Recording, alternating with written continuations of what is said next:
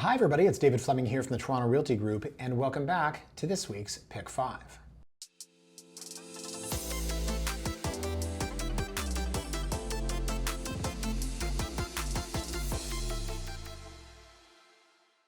Now, if you were to look for an area of Toronto, a family-oriented neighborhood, where there is very little consistency between the type, size, style, and age of houses, I would think first and foremost of the beaches, or the beach if you happen to live there.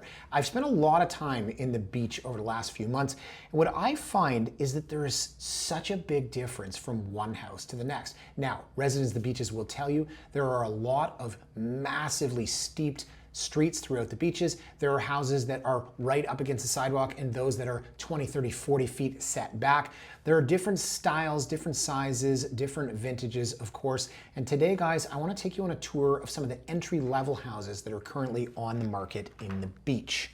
Now, first and foremost, I want to show you this. This is 8 Crown Park Road. It's listed for $11.7 million. It was previously listed for $15 million. Now, I just said I was going to show you entry-level houses, and I'm showing you one that's listed at 12. Yes, because I want you, if you're not familiar with the beaches, to understand how popular this area is and how the flag planting, so to speak, of somebody with this kind of money happens to be in this area. You would think someone with a $12 million budget, well, they're going to want Rosedale. They're going to want to live out near Drake. No. There are some ridiculously priced houses in the beach, and this house here is a testament to the popularity of the area. Now, 178 Winneva. This just sold. I'm happy because I nailed this price. I showed it to my clients. I said, well, there's no parking. House maybe needs a little bit of work. 135. And yes, it did. It sold for $250,000 above list. That's a great example. Today, guys, we're going to look at these 5 properties, and I want to pay very special attention to the schools in the area, because the schools in the beach are all very highly ranked. There's Little Norway, there's Courcelette, there's Williamson, there's Q Beach, there's Balmy Beach. I did it, I named all 5 without having to pause. So when I look for a residential area for my clients, I say family oriented, right? A young family looking to plant roots. I look for 4 things. I look for schools, I look for transit, I look for parks, and I look for that supporting infrastructure. And what I mean by that is you need to be able to walk out to something, whether it's your proverbial coffee or whether it's getting groceries. So if you look around the corner in the east side, you have Bayview Avenue, and then you can drive down, you go to the big box stuff, over on Laird. If you were to look at, say, Avenue and Lawrence, okay, Avenue, Yonge Street, they're both great. You look in Leslieville, you've got Queen. In the beach, you have Queen Street once again. You have fantastic schools, we just mentioned that. You've got parks galore. Transit, well, anyone who takes the Queen streetcar, that rickety little rickshaw, all the way west to the downtown core will tell you there are certainly better areas, but I think that we're hitting on what? Well, let's say 3 of 4. So let's take a look at our first one here, guys. This is 36 Norway Avenue. You can see here it's priced at 1.1. Now, this isn't 1.1 plus there's an offer night and it's selling over. No, because in actual fact, you look at the history, they were listed at $999 and didn't sell, right? So then they increased to 1.1. So if you see 1.1 on the market 27 days, okay, well, it would seem that this price is negotiable. So off the bat, 1.1, pretty darn good for the beach. Now, where is Little Norway? Or I said Little Norway, excuse me, that's the school. Where is Norway?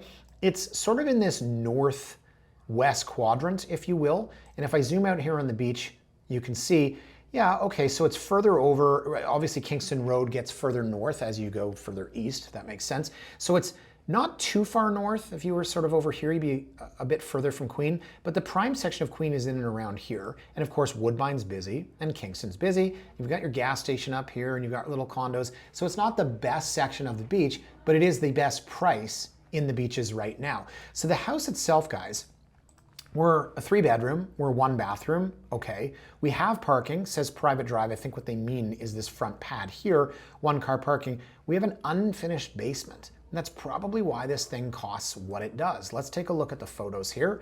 And you can see 16 by 100-foot lot. Now, this is not a private drive. With respect, this would be considered a front pad, but we see a lot of inconsistency among the parking descriptions on MLS these days.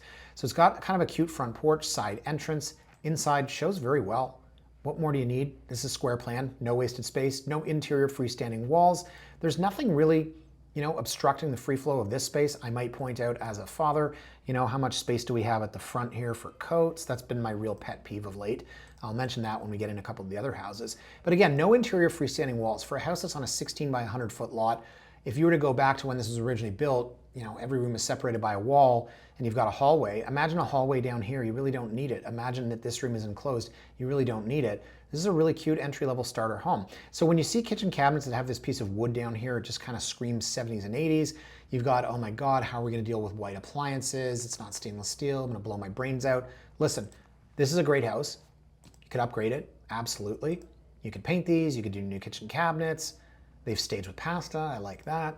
But look, entry level, right? What more do you need? You go upstairs, you're like, oh God, I don't like the carpet. Fine, that can be removed. You have a skylight. That kind of thing would be a hell of a lot more expensive to put in than, say, new carpet. Rooms are a decent size. And usually you'll find that the middle bedroom, which is this one here, is the smallest. So we've got our little staging bed and a desk, right? My next life, I want to be a stager. Actually, no, I don't. That's so much work. And you're just constantly dealing with issues. Concierge, it's his first day. He tells you can't park your truck at the back of the condo. I don't know how they do it. Okay, so basement. Basement's unfinished. Now here's the rub, guys. It really comes down to ceiling height. When you have an unfinished basement, I use the example of my brother and his wife. They bought their first house, I think, in like '08, and the basement was 7'6". Great, okay, we don't have to underpin. It's pretty simple. Drywall and vapor barrier, good night.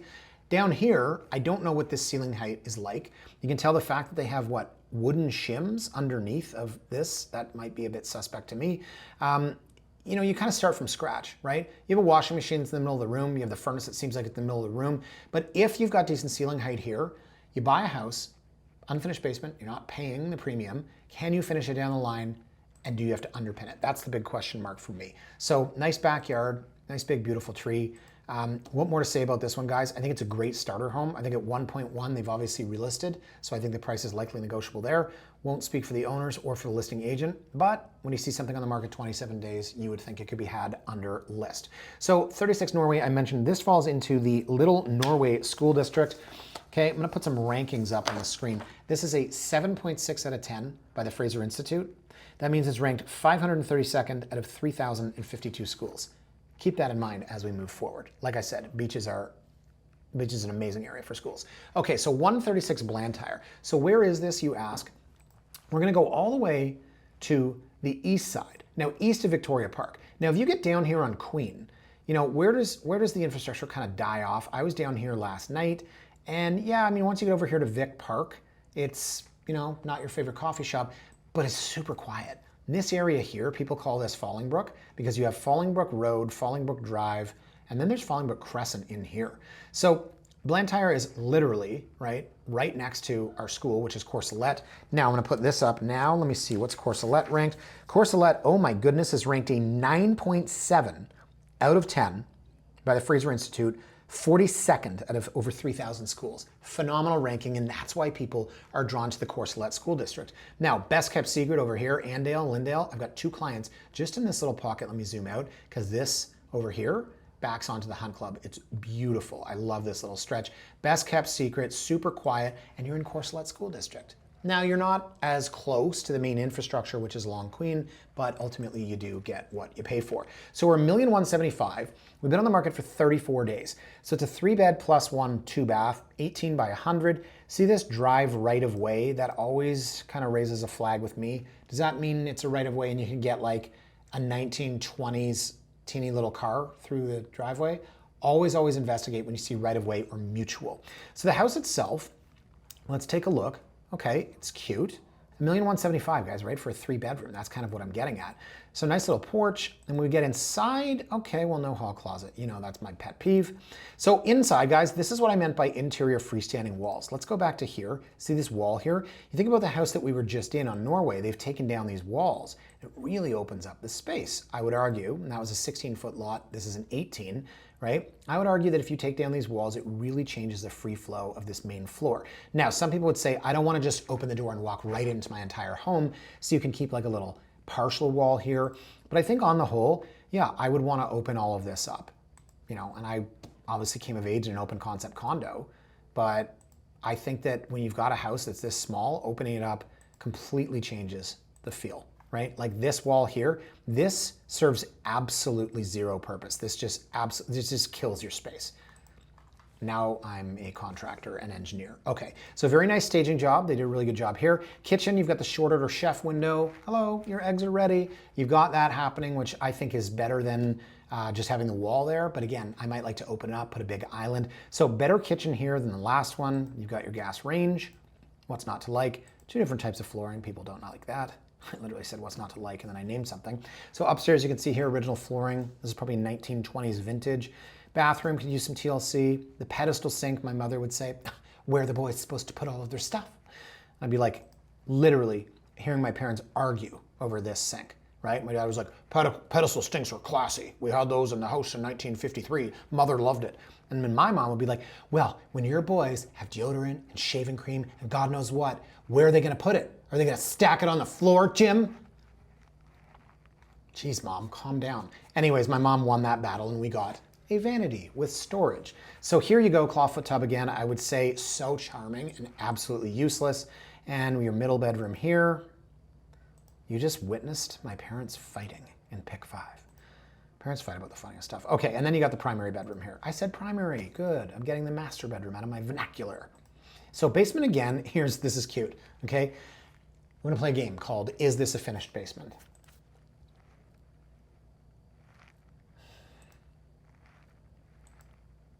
Part finished? Okay, they have a floor. They have, yeah, my mind's just running jokes, right? Like, okay, you have a floor and you have furniture, but you have no ceiling. I don't know, George. I mean, I guess. But here, this room they finished, so that is finished. So I would call it a finished basement. I would call it a part finish. Oh my God, look at the stack. Oof, going right through your bedroom. Wow. Well, look, guys, it's not perfect. They've got the ensuite there. This is the typical room for mom and dad. Got a nice backyard. Okay, we're backing onto, what did I say, backing onto the school? Is that Courcelette? Oh, nice little outdoor chimenea. Aren't these illegal? I don't know. I don't really subscribe to Toronto city bylaws. And there's your right of way, right? So as I said, I would investigate this. Can you fit a car down there? Let's go to Google Street View because now, oh, you had my interest. Now you have my curiosity. I think I might have that backwards. That is a Leonardo DiCaprio character in a movie I shouldn't be quoting in pick 5. You had my interest, now you have my attention. So let's see here. So our right of way is, yeah, I don't know. This is interesting. Watch this, guys. This is a right of way for this house and what was probably here before. But because this person has parking, they're not parking there. I had this situation once on Woody Crest where it was effectively a mutual drive, but the house they shared it with had a private drive because the house was built later on. So they're like, yeah, it's a mutual, but Buddy parks over there. So what do you do there? I don't know. So again, this is why you investigate, and this is why we looked at Google Street View and quoted Django. Okay, so let's go to the next one here, guys. I mentioned that this one is in Courcelette. We're gonna continue and we're moving up in price. And our next one is 138 Lee. So 138 Lee, this falls into the Williamson School District, Williamson Road. It's a 7.9 out of 10, ranked 392nd out of 3,000 schools. That's pretty good. Okay, so 1199, and it's a semi-detached 2.5-story. There has to be an offer date on this, right? Well, let's scroll down and we'll answer that question. Offers reviewed on Wednesday, June 24th at 4:00 p.m. Oh my God, June 24th, my best friend's birthday. Remind me to send him a note. So you're probably watching this after that date. You can look it up and see if this thing's sold. But let's take a look. Lee's a beautiful street, and this is definitely worth more than $1,199,000. Beautiful painted white brick. I love that. My friend's house, 88 Sutherland in Leaside growing up. Painted white brick house. I think it's the only painted white brick in all of Leaside. Very pretty, and a red door. So I really like this one. Let's take a look. Yes, they've removed most of the wall, but this is what I meant. Leave part of the wall so you're not just walking right into your house. Remove the interior freestanding walls. I don't love gas or electric fireplaces. I just want to burn some logs. And then you've got some pretty 80s track lights happening. Oh, interesting. Yeah, does the floor go perpendicular to the house? You'd expect it to go long ways. But very similar layout to the two that we just saw. except this is, how wide is this? Let me interrupt myself for a minute. 19.42. So the first house we saw was 16, the second house we saw was 18, and now we're into 19.42. So we'll keep going here, and we will eventually get to the kitchen. There we are. Similar look and feel, not as upgraded as the last one, and the reason I like this one more, it's 2.5-story as opposed to 2. It's almost 20 feet as opposed to 18. So very similar vibe, right? The first one had the shelves here. I was making fun of the staging spaghetti, and we've got a very similar layout overall. Okay, but where it really differentiates is once we get upstairs. So much bigger bedroom, and I'll take you to the floor plan eventually, but this is where it's really, really different. You have that extra half-story.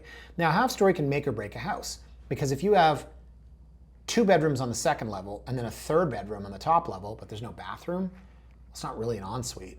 So now if it's proverbial mom and dad being on the top level and the 2 kids are on the second level, does that really work for you? So here you go. That is the top level, and you're walking out to a beautiful deck. This is a master bedroom, in my opinion. If it has an ensuite, hello, what are we looking at? So I'll get you back. As I said, we'll take a look at the floor plan, because in my mind it makes perfect sense. But I'm gonna have to show you guys. There you go. That's beautiful. Yeah, I really, really like this one. I really, really like, okay, and your neighbors have a deck too. You guys can be like friends, although I wouldn't want to. I just pretend I don't speak English. They'd be like, hey, neighbor, and I'd be like, sorry, I can't. So there's your TV in the basement. Am I going too fast for you guys? Is someone waiting for me outside? Do you have to get going? Wow, you've got your washer dryer right next to your shower. Beggars can't be choosers. Okay, let's go here. I want to take a look at our floor plans. So, guys, pay very, very special attention. As I said, I know I'm typecasting and I'm saying that mom and dad and 2 kids named Billy and Susie, but when you've got any house that's 2.5 or 3 stories, you've got to consider what bedrooms go in where, okay?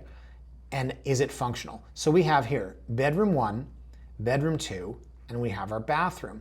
But then our 3rd story, as beautiful as it was,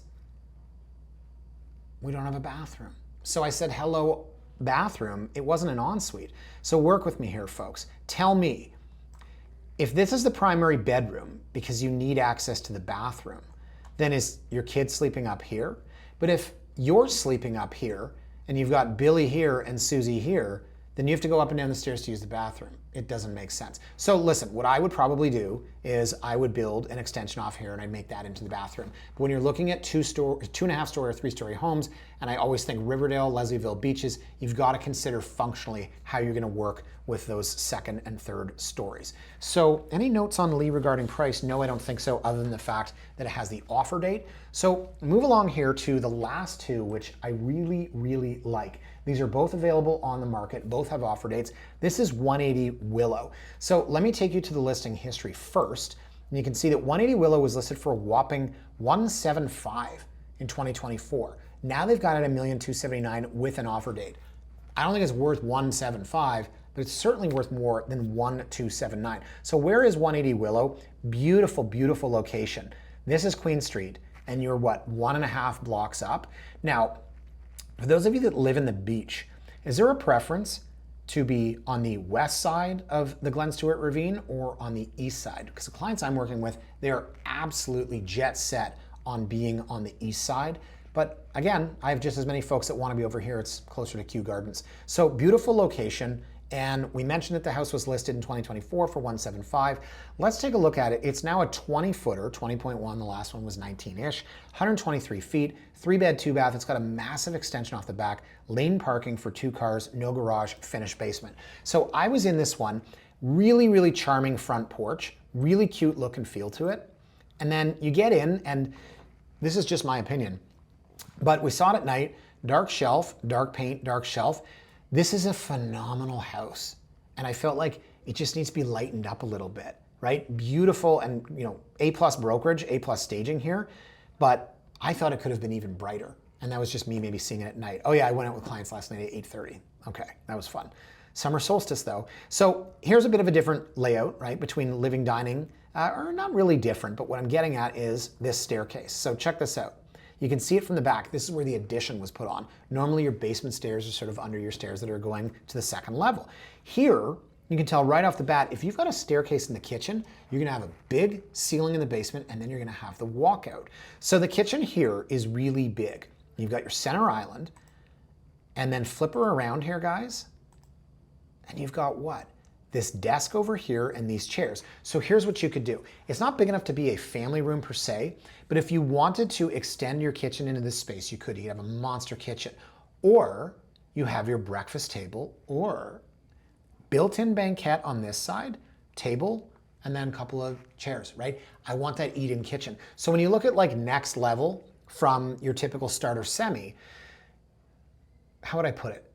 We don't have to eat at our formal dining room table to have two eating areas. You have your little eat-in kitchen, that's where your kids eat their breakfast or what have you, then you have your formal dining room. That's what this has potential for, and that's why I like this so much as a starter semi. Here's a better picture. I should have been using this one. So if you were to take this desk out and take these chairs out, you can do a massive eat-in kitchen. Then you've got a different spot from your formal family room. So you could also leave these as is, and you could have your desk. We had one of those growing up. It was where all of our notes were. You know, it's where mom sat on the phone writing little notes, you know, with the call with the teacher. Oh, and then David did what? Shh, go away. I had a lot of that growing up. But that's where you kept, let me see, your phone book. Oh no, you don't have that anymore. That's where you kept all your paper schedules. Wait, you don't have that anymore. That's where you had like a cork board and you would pin stuff to it. No, you don't have that anymore. Well, you needed a place for your big home phone. So maybe the desk doesn't have a purpose anymore. I'm not so sure. All right, let's keep going here. We're gonna go, oh no, we're upstairs. Okay, so the bedrooms in this were a bit tight. This closet, the bottom of the stairs is poking out here, so the closet's only this big and the closet's only this big. I felt if you were to move this bed, get rid of the headboard, move the bed here coming out, you could do a wall-to-wall built-in here. So decent sizes, right? Middle bedroom. And then huge skylight, okay, back bedroom, huge skylight in the bathroom, which I really liked. You can't see it from here, but lots of natural light. So then we go downstairs. Here's my favorite part, because I'm the dad, mudroom. So you walk in through the front, never, okay? Walk up your porch, go down and around the back, and here's your mudroom. Here's Billy and Susie's boots and their frickin' tennis racket or whatever else it is, but you've got the mudroom. Booyah! That's what I'm talking about. This here, this is good design. This is a family home. You ever walk into a house, I think I've told this story before. I go show a house in Lee side, and it's a typical 905 builder that builds like a mausoleum or like a museum. And we walk in, and my clients go, nope. What, we're in the front hall. Oh, you know why? Because there's no closets. It's not just that there's no front hall closet at the front, it's that there's no closet on the freaking main floor. Some builder built a giant museum. You know, it's like tile threw up everywhere. But they built it in a family area where people have 2 or 3 children, and they never thought, oh, maybe you're gonna wanna put your coats away, or your shoes, your tennis racket, your rollerblades, your hockey stuff, your scarves, your mittens, your ridiculous amount of crap. Then I ended up selling them a house that had probably the best front hall mudroom I've ever seen in my life. So forgive me, folks, for that tangent, but the buyer for this is a young growing family. And this is a phenomenal asset in this house. Now, at $1,279,000, the question is, what is this thing going to sell for? I gotta think the floor on this is 145, and I don't know that it goes higher than say 155. I know that's a range. I would value this probably at 1.5 plus. That's my thinking. And I would think if somebody paid 155 for it, it's very good value. Now I'll show you why, and it's this. This is an extension, it's a 3-story extension. This is the house next door, and this is originally what was here, right? You can see by the sloped roof. It's like a, you know, glorified 1.5-story house. It's not huge. This massive extension is what's gonna push this thing into that $1.5 million range. The location's phenomenal. And this is in Balmy Beach School District. Balmy Beach, for those of you playing along at home, is rated a 9.2 out of 10, which makes it ranked 88th out of 3,052 schools. So 180 Willow, I really, really like that one. Okay, the last one here, guys, this one's interesting. So 24 Hazel Avenue, listed for $1,499,999. Let me show you something. They paid $1,808. Losing money's tough. I wrote a blog post called When is the Best Time to Exercise a Loss? And I told a story of investing in the stock market. When the stock's worth less, how do you click that button to sell it and take that loss? In this market right now, folks that bought at the peak are having to decide, will I take a loss, and if so, how much? These folks bought in April of 2021 for $1,808,000. The question is, what is this thing going to sell for? I just don't know that they're going to get $1,808,000 out of this. Now, the house itself, having said that, phenomenal. I want to show you the location. I don't know that you could get a better street than Hazel. This is a 2-block street. No one's driving on this unless you live there. And look how close it is to the beach. Look how close it is to Queen Street. I just don't know. Could you get a better street? Now, on Queen Street here, there are some apartment buildings. So from upstairs, you can certainly see those once all the leaves are gone. But I would take that all day. Because what this is, guys, this is a 1984 built semi. You think 1984 built. You don't have all those red flag building materials, right? No knob and tube wiring, no urea formaldehyde insulation, no vermiculite, no asbestos, no clay pipes, no lead pipes, no aluminum wiring. None of that stuff that you look to find in older homes in Toronto, not to mention, shifting floors. Built in 1984, stood the test of time, and then you're getting things you would never expect, like a freaking built-in garage with access from inside the house. Feels like a subdivision-y house, but it's within Beaches proper. So you've got 1 car parking out front, potentially 1 in there, but it's like smart car-esque. You have a side entrance. This house is awesome. Now, different layout, because we have dining at the front, kitchen in the middle, sub-zero fridge, Miele gas stove, and then you've got living at the back. You have a wood-burning fireplace. You have a shrine to David Bowie. Yeah, man. Right there. That's Bowie. That's Bowie. That's, what was the character? Ground Control to Major Tom. What was the character? Oh, now I got a brain worm. What was his alter ego? Ziggy Stardust. Thank you. Some of you were shouting at your computer. I should have known that. And then the younger people are like, who's David Bowie? So, okay. Ooh, staging fedora. Me like. Okay, let's go up. So bedrooms are huge in this house, by the way. This is the front bedroom. This is, the boys' bedroom, if you will, because there's a football. And then the realtor was sexist. Okay, a lot of personal photos on the wall they didn't take down. This is the other bedroom. Okay, now foot's in the mouth, 2 boys, gotcha. Now, guys, I mentioned in the house on Lee, pay special attention to the layout. If you've got 2 bedrooms on the 2nd floor, top floor, if you have a bedroom, great. What if it doesn't have a bathroom? Let's go up, because here is your top level, that is your bedroom. What do you think's behind this door? I have to mention beautiful skylight, lots of natural light. What's behind this door? Boom, ensuite bathroom.